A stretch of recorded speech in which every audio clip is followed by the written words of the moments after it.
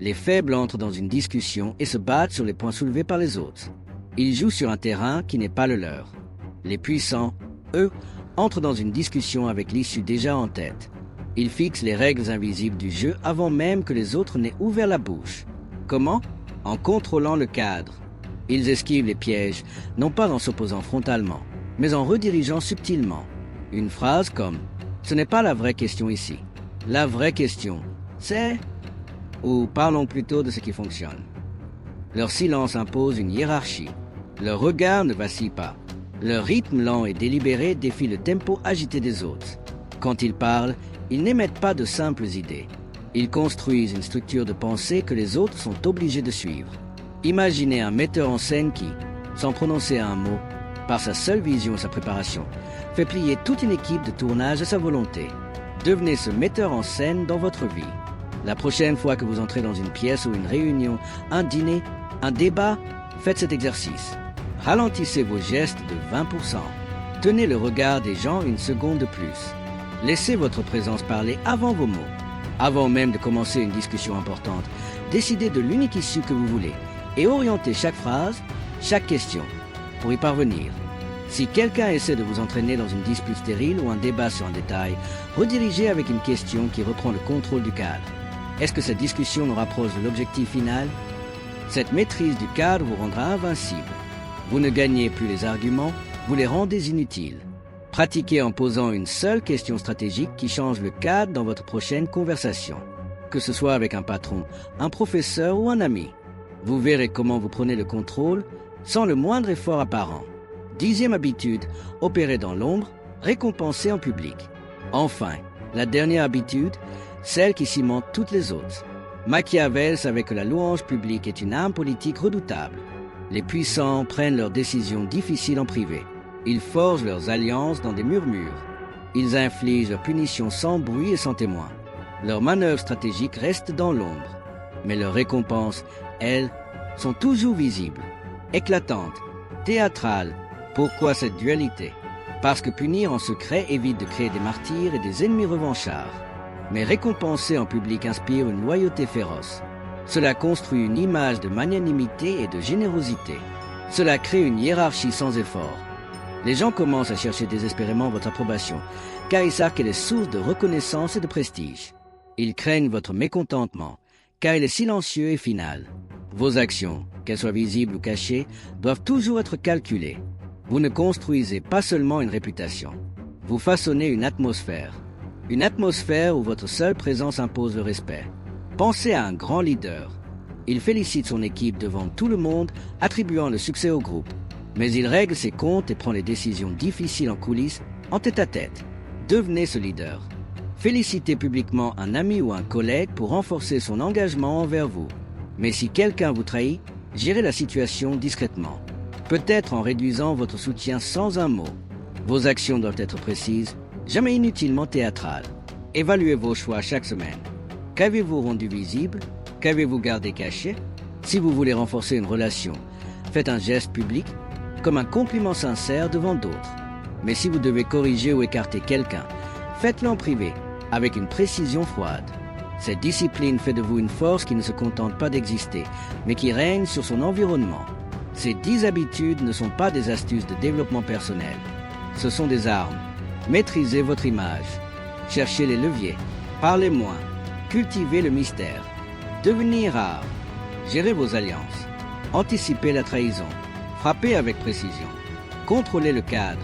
Et opérez dans l'ombre. Chacune est une lame que vous devez affûter chaque jour pour sculpter votre propre pouvoir. Mais Machiavel nous rappelle une vérité essentielle et terrifiante. Le pouvoir n'est pas un trophée que l'on gagne une fois pour toutes. Il se loue. Et le loyer est du chaque jour. Chaque matin, en vous levant, vous devez réaffirmer votre silence, redéfinir votre cadre, reconnecter avec votre présence. Posez-vous cette question simple et puissante. Que ferait la version la plus redoutable de moi-même aujourd'hui? Puis, allez-y et faites-le, parce que le pouvoir, le vrai, ce n'est pas une question de se sentir fort. C'est de devenir quelqu'un que le monde est obligé d'affronter. Maintenant, le premier coup vous appartient. Parmi ces 10 armes, laquelle allez-vous choisir d'affûter en premier? Partagez votre choix dans les commentaires. Le pouvoir commence toujours par une décision. celle de changer ici et maintenant. Pensez à un marionnettiste. Il ne s'épuise pas à bouger chaque membre de la marionnette avec ses doigts. Il tire sur les bonnes ficelles et l'ensemble s'anime harmonieusement. Adoptez cette mentalité. Dans chaque situation, cherchez la ficelle, le contact qui peut vous ouvrir la porte, l'idée qui simplifie un problème complexe, la phrase qui change toute la dynamique d'une négociation. Par exemple, si vous voulez convaincre quelqu'un, ne vous lancez pas dans un long monologue. Posez-lui une question si intelligente qu'elle le pousse à arriver lui-même à votre conclusion. C'est ça, un levier. Commencez aujourd'hui. Identifiez une tâche répétitive que vous faites par pure habitude. Répondre à certains emails, organisez votre planning d'une certaine manière. Trouvez un moyen de l'automatiser, de la déléguer ou de la simplifier radicalement. Ce petit changement vous libérera une énergie mentale précieuse pour penser à des stratégies plus grandes. C'est comme débloquer un niveau supérieur dans le jeu de votre vie. Troisième habitude, parlez moins, pesez plus. Passons à vos paroles, ou plutôt à leur rareté. Les puissants savent une chose que les autres ignorent. Trop parler, c'est se dévoiler. Chaque mot inutile est une balle que vous donnez à vos adversaires. Machiavel l'avait compris, le silence est une arme. Les faibles et les anxieux comblent chaque vide avec des bavardages. Ils cherchent à plaire, à se justifier, à prouver leur valeur par le bruit. Vous devez faire l'inverse. Parlez seulement quand ça compte vraiment. Et quand vous parlez, vos mots doivent frapper avec la précision d'un marteau. Prenez cette habitude dès maintenant. Réduisez vos phrases à l'essentiel. Bannissez de votre vocabulaire les « je pense peut-être », les « en quelque sorte », les « si ça ne vous dérange pas ». Ces mots sont des signaux de faiblesse. Dites ce que vous avez à dire, clairement, calmement, puis laissez le silence faire le reste du travail. Vos mots doivent peser comme une sentence, pas flotter comme une idée vague. Le vrai pouvoir du silence, ce n'est pas seulement de paraître plus sage, c'est ce qu'il vous permet de voir. Pendant que les autres s'épuisent à parler, à remplir l'air de leur ego, vous observez, vous écoutez, vous collectez des informations. Leurs peurs, leurs désirs, leurs failles, leurs contradictions. Tout cela devient votre arsenal stratégique. Imaginez-vous comme un détective dans une pièce pleine de bruit. Chaque mot que les autres prononcent est un indice qu'ils vous livrent gratuitement. Votre silence n'est pas de la timidité, c'est du calcul. Dans un monde accro au vacarme, celui qui se tait contrôle le rythme de l'échange. Essayez ceci. La prochaine fois qu'on vous met la pression pour répondre immédiatement un professeur, un patron, un ami, au lieu de vous précipiter, marquez une pause. Laissez le silence s'installer pendant 3, 4, 5 secondes. Regardez votre interlocuteur. Regardez-le s'agiter, devenir nerveux, parfois même parler à nouveau pour combler le vide qu'il a lui-même créé. Vous verrez le pouvoir basculer instantanément de son côté au vôtre. Pensez à un général sur un champ de bataille. Il ne crie pas ses ordres à tout vent. Il observe, il analyse, il calcule. Et quand il parle, chaque mot est une flèche tirée avec une intention précise. Devenez ce général. Avant une discussion importante, décidez de parler moitié moins que d'habitude et d'écouter 2 fois plus. Notez ce que les autres révèlent sans même s'en rendre compte. Un collègue qui insiste trop sur un point. Un proche qui évite soigneusement une question. Ce silence stratégique vous rendra plus puissant que n'importe quel long discours. Entraînez-vous à dire moins, mais à dire mieux. 4e habitude, cultivez un air de mystère. Pour inspirer le respect, ou même la crainte, ne comptez pas sur ce que vous avez déjà fait. Comptez sur ce que les autres pensent que vous pourriez faire.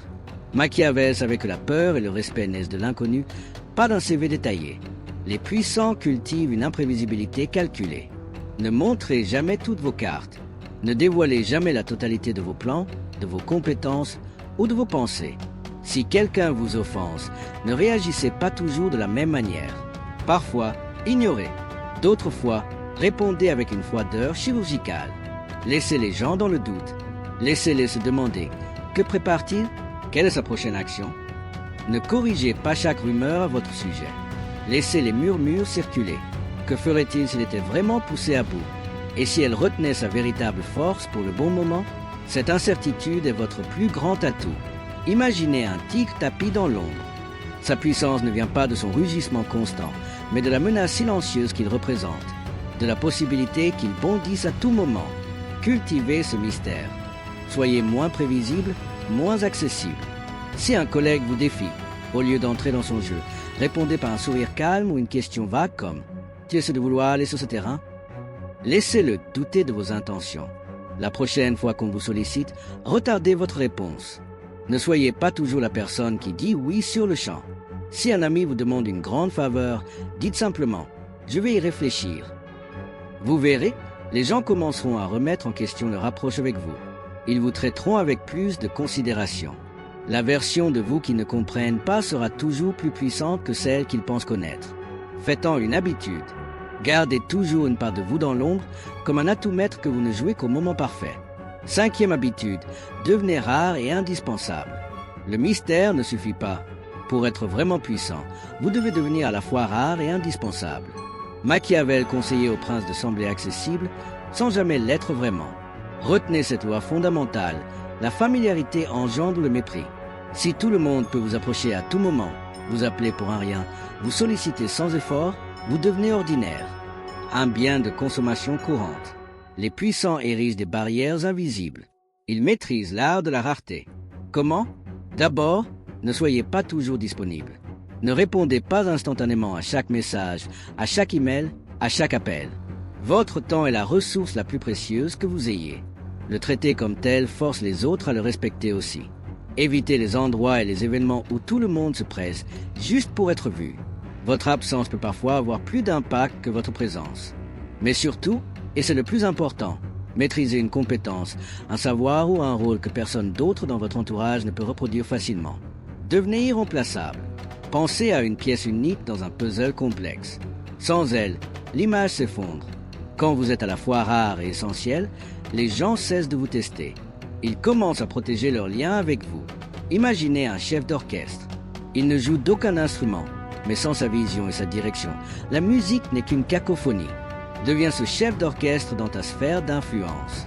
Identifie une compétence clé, organisez, inspirez, négociez, résoudre des problèmes complexes et affûte-la jusqu'à l'obsession, jusqu'à ce qu'elle soit unique. Si tu es étudiant, deviens la personne qui sait clarifier les concepts les plus compliqués pour tout le groupe. Si tu travailles, sois la personne qui trouve des solutions créatives quand tout le monde panique. Ensuite, apprenez à dire non. Dites non à tout ce qui ne sert pas directement vos objectifs principaux. Refusez cette réunion inutile. Déclinez cette sortie qui vous draine. Les gens commenceront à comprendre que chaque moment passé avec vous est un privilège, pas un dû. Essayez ceci cette semaine. Dites non à une demande qui ne vous excite pas. Poliment, mais fermement, sans vous justifier à l'excès. Observez la réaction. Votre valeur perçue grimpera immédiatement. 6e habitude, gérez vos alliances comme des actifs. Les alliances sont cruciales. Mais attention, les puissants ne fondent jamais leurs relations sur la pure émotion. Machiavel était clair à ce sujet. Les alliances sont des outils, pas des chaînes. Gardez vos alliés proches, mais gardez toujours l'avantage stratégique. Cela ne veut pas dire être faux ou manipulateur. Cela veut dire être assez détaché pour ne jamais être aveuglé ou manipulé par l'amitié ou l'affect. La règle est simple, louez vos alliés en public pour renforcer leur loyauté et leur ego. Observez-les en silence pour déceler leurs véritables intentions. Et si une alliance devient toxique ou ne vous sert plus, soyez prêt à la couper. Sans drame, sans bruit, mais sans hésitation. Donnez juste assez à vos alliés pour qu'ils se sentent valorisés, mais jamais assez pour qu'ils aient un contrôle sur vous. Pensez encore au jeu d'échecs. Chaque pièce est utile, le fou, la tour, le cavalier. Mais le roi reste toujours la pièce la plus protégée et la plus indépendante. Soyez ce roi. Si un ami ou un collègue commence à exiger trop de vous, à prendre votre énergie comme un dû, réduisez subtilement votre engagement. Offrez juste assez pour maintenir la relation si elle est encore utile, mais pas assez pour qu'elle vous domine.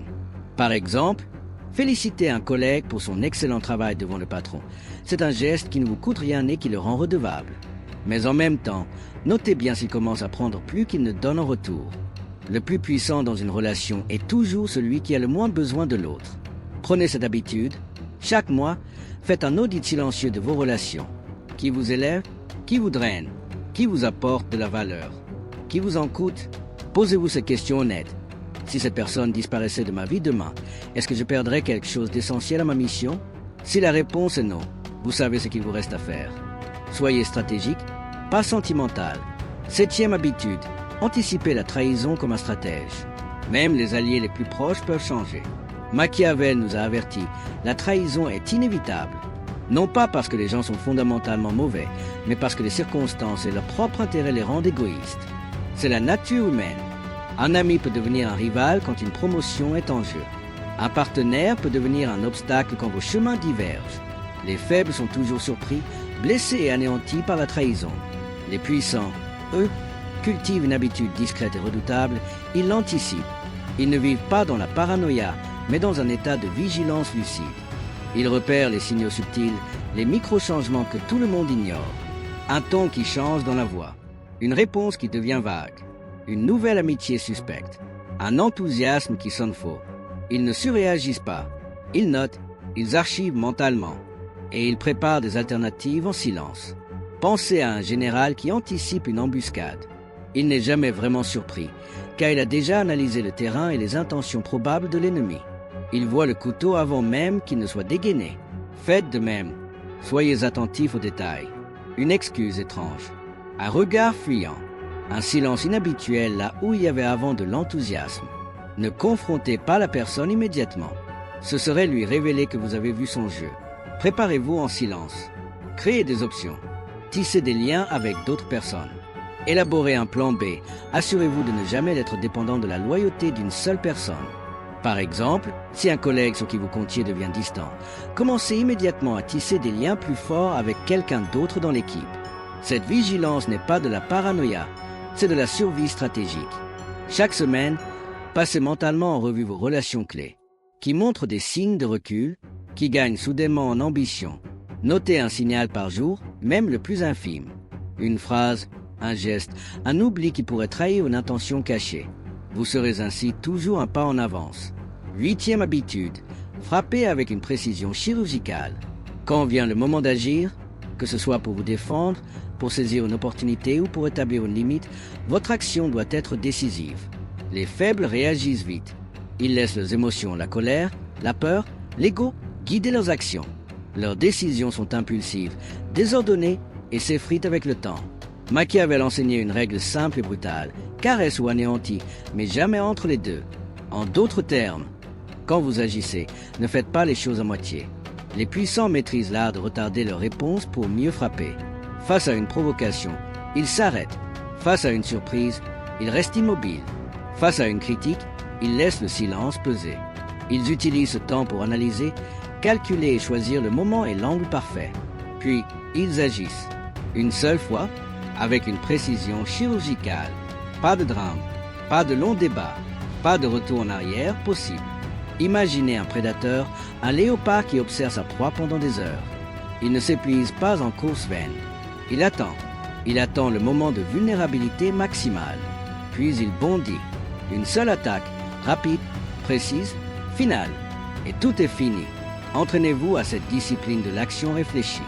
La prochaine fois que quelqu'un vous défie, un collègue qui s'attribue votre travail, un proche qui dépasse les bornes, retenez votre réaction instinctive. Respirez. Laissez-les s'épuiser dans leurs mots et leur agitation. Puis, choisissez le moment où votre action, qu'il s'agisse d'une parole, d'un email ou d'un acte, mettra un terme définitif au jeu. Par exemple, si quelqu'un vous manque de respect en public, ne réagissez pas sur le moment et ne vous abaissez pas à son niveau. Attendez, planifiez et répondez d'une manière qui le désarme complètement. Peut-être en posant une limite claire et froide en privé plus tard, ou en retirant votre soutien sur un projet qui lui est cher, à un moment clé. Les puissants ne se dispersent pas dans des milliers de petites querelles. Ils frappent une fois et le monde s'en souvient. Essayez ceci. Quand vous sentez la colère ou l'impulsivité monter, forcez-vous à compter jusqu'à 10 avant de parler ou d'agir. Votre réponse sera 10 fois plus tranchante et votre pouvoir grandira en conséquence. 9e habitude, contrôlez le cadre, pas la conversation. Le pouvoir ultime, c'est de contrôler le contexte, souvent sans même dire un mot. Machiavel comprenait que dominer une pièce, ce n'est pas crier plus fort que les autres. C'est définir ce que la pièce elle-même signifie. On vous a menti. Depuis votre plus jeune âge, on vous a raconté une histoire. L'histoire que le pouvoir est réservé à une élite. Qu'il est une question de chance, de naissance, de talent inné ou de circonstances exceptionnelles. On vous a fait croire que votre rôle était d'admirer ceux qui sont sur scène, pas de les rejoindre. Cette histoire est un mensonge. Un mensonge conçu pour vous maintenir à votre place, pour vous garder prévisible, contrôlable et docile. Regardez autour de vous. Dans chaque bureau, chaque famille, chaque groupe d'amis, il y a des dynamiques invisibles, des jeux de pouvoir qui se jouent en permanence. Et si vous ne comprenez pas les règles, je vous garantis une chose, vous n'êtes pas un joueur. Vous êtes une pièce sur l'échiquier d'un autre. Une marionnette dont les ficelles sont tirées par des mains que vous ne voyez même pas. Le pouvoir ne tombe pas du ciel. Il ne sauve pas aux chanceux et il n'attend pas que vous soyez prêts. Les puissants se fabriquent. Ils ne dépendent pas des applaudissements des autres, ni d'un coup du destin. Ils forgent en eux des habitudes si aiguisées, si tranchantes, qu'elles transpercent la distraction, la faiblesse et la médiocrité comme une lame d'acier. Nicolas Machiavel, ce penseur que l'on a diabolisé, l'avait compris il y a plus de 5 siècles. Les hommes et les femmes qui règnent ne sont pas toujours les plus bruyants, ni même les plus brillants. Ce sont ceux qui s'entraînent chaque jour à devenir inévitables. Ils façonnent leur esprit, leur posture, leurs paroles et leurs décisions jusqu'à ce que le monde soit obligé de les respecter ou de les craindre. Ce n'est pas une question de routine matinale à la mode ou de motivation temporaire qui s'évapore après une semaine. Non, c'est une transformation radicale de votre être, un changement d'ADN. Si vous continuez à vivre comme tout le monde, à penser comme tout le monde et à agir comme tout le monde, vous continuerez à être contrôlé par ceux qui ont déjà compris ces règles. Mais si vous installez ces habitudes, dès aujourd'hui, vous commencez à bâtir un type de puissance qui ne dépend de personne et que personne ne pourra jamais vous arracher. C'est là que le jeu change. C'est là que vous reprenez les commandes. Aujourd'hui, je vais vous révéler 10 habitudes tirées de la sagesse brutale et intemporelle de Nicolas Machiavel. Des armes pour quiconque refuse de rester dans l'ombre, d'être ignoré dans une pièce où il devrait briller, ou de gaspiller son énergie pour des gens qui le tirent vers le bas. Que vous soyez étudiant, employé, entrepreneur ou simplement quelqu'un qui veut reprendre le contrôle total de sa vie, ces pratiques ne sont pas réservées à une élite. Elles sont pour vous. Ce ne sont pas des astuces pour plaire ou des conseils pour être aimé. Ce sont des armes pour devenir une force que le monde doit reconnaître. Préparez-vous à changer. Pas juste en surface, mais au plus profond de vous. Allons-y. Première habitude, maîtrisez votre image comme une forteresse. Avant même de chercher à dominer une pièce, vous devez maîtriser votre premier champ de bataille, votre propre présence. Machiavel l'a dit, la manière dont vous vous présentez, votre attitude, votre regard, votre posture est votre première déclaration de pouvoir. Si vos émotions transparaissent sur votre visage, si un mouvement de main trahit votre stress, si une hésitation dans la voix révèle votre doute, vous offrez à ceux qui vous observent une clé pour vous manipuler. Vous leur donnez une carte pour lire en vous et anticiper vos coups. Les puissants, eux, cultivent une image de calme absolu, une façade impénétrable. Imaginez cette scène. Vous entrez dans une salle pleine de gens qui vous jugent. Un entretien d'embauche, une réunion décisive, une discussion familiale tendue. Quelqu'un vous critique ouvertement, un autre vous flatte pour vous tester. Et vous, votre image reste inébranlable. Pas un sourire nerveux pour apaiser la tension. Pas un regard fuyant vers le sol. Pas une trace d'incertitude. Pourquoi est-ce si puissant? Parce que les gens lisent votre présence bien avant d'écouter vos mots. Une image impénétrable devient une arme psychologique. L'être humain craint ce qu'il ne peut pas comprendre et suit instinctivement ce qu'il craint ou respecte profondément. Pensez à un joueur d'échecs de haut niveau. Son calme imperturbable fait douter son adversaire, même s'il a un jeu moyen. Ce calme sème la confusion. Est-ce un piège? A-t-il vu quelque chose que j'ai manqué? Vous devez devenir ce joueur. Entraînez-vous. Face à un miroir, pratiquez une expression neutre et sereine. Même quand tout bouillonne à l'intérieur, quand un professeur vous met la pression, quand un collègue vous provoque ou quand un proche vous pousse à bout, votre visage reste un masque de contrôle. Cette discipline n'est pas juste un bouclier, c'est un message clair que vous envoyez au monde. Je suis hors de portée de votre influence émotionnelle. Les puissants savent que la moindre fissure dans leur image donne un avantage à leurs rivaux. Alors, façonnez votre présence comme un sculpteur façonne une statue. Chaque jour, travaillez à projeter une assurance silencieuse. Commencez petit. Voici un exercice. Demain, lors d'une conversation, tenez le regard de votre interlocuteur une seconde de plus que d'habitude. Juste une seconde. Ne soyez pas agressif, soyez simplement présent. Observez comment sa propre assurance vacille. Cette image, cette armure invisible, deviendra votre première victoire silencieuse. Deuxième habitude, pensez comme un stratège, trouvez le levier. Arrêtez de vous demander combien d'efforts vous devez fournir. C'est la question du travailleur, pas du maître. Posez-vous une question infiniment plus puissante. Quel est le seul levier que je peux actionner pour que le monde travaille pour moi? Machiavel enseignait que les grands ne s'épuisent pas à tout faire eux-mêmes. Ils sont obsédés par la recherche des points de bascule. Une relation clé, une idée fondamentale, Un moment stratégique qui, une fois activé, déclenche un effet en chaîne. C'est la différence entre essayer de défoncer une porte blindée à coups d'épaule et utiliser la bonne clé. Les faibles s'acharnent à soulever des montagnes. Les puissants trouvent le pivot qui fait bouger la montagne avec un seul doigt. Faites-en une habitude quotidienne. À chaque tâche, chaque projet, chaque ambition, cherchez le levier. Si vous êtes étudiant, le levier n'est peut-être pas de réviser seul pendant 100 heures. Le levier, c'est de former un groupe avec les 3 meilleurs élèves et de partager les notes pour que chacun bénéficie de l'intelligence des autres. Si vous travaillez, le levier n'est peut-être pas de travailler plus tard que tout le monde.